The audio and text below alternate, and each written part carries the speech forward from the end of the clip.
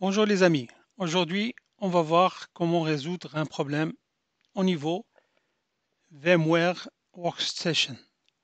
Alors en démarrant ma machine, je tombe sur ce problème. J'ai un message d'erreur Virtualized Intel VT XEPT is not supported on this platform. Est-ce que tu veux continuer, ignorer cette erreur? Normalement, ça ne change rien si on ignore. Il faut résoudre ce problème. Du coup, qu'est-ce qu'on doit faire? Il y a deux commandes à exécuter. C'est pas compliqué. Il faut juste savoir le contexte, c'est quoi.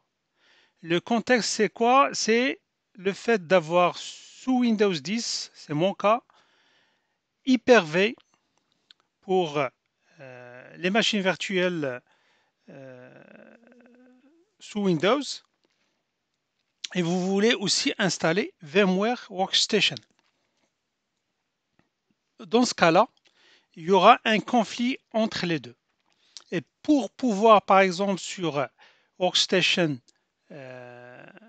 VMware, je vais dire la version 17, parce que là, j'ai mis à jour mon VMware Workstation.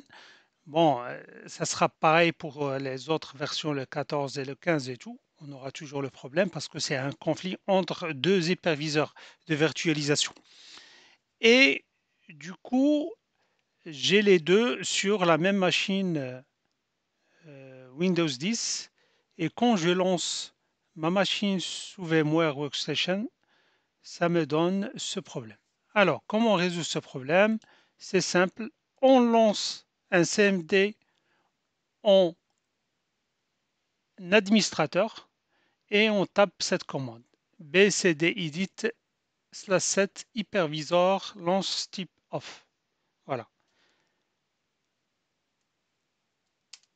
Voilà, l'opération a réussi. La même chose, je viens sur Windows PowerShell et je lance cette commande disable Windows Option Future-online-future name Microsoft-Hyper-V.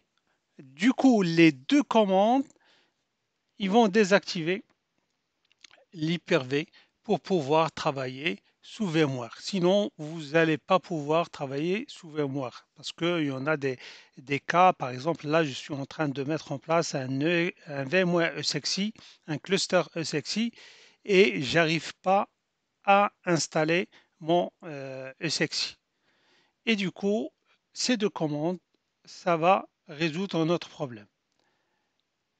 Si je tape la commande de PowerShell, il va télécharger,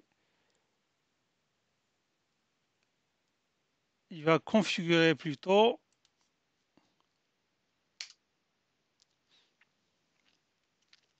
Alors, il faut juste savoir, moi j'ai déjà fait les deux commandes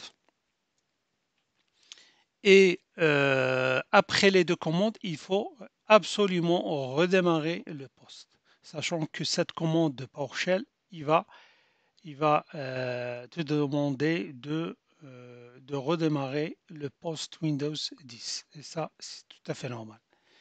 Et quand on vient ici sur notre VMware Workstation, j'ai cette machine virtuelle, je démarre et normalement ça doit fonctionner sans le fameux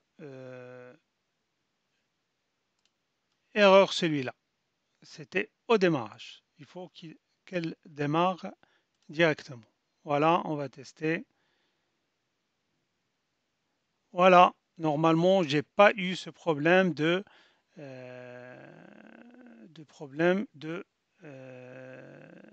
notre CPU Intel, processeur Intel par rapport aux plateformes de VMware. Du coup, ça a marché. Voilà, c'était juste pour partager avec vous cette information. N'hésitez pas, comme d'habitude, à partager, à liker et merci beaucoup et à la prochaine. Au revoir.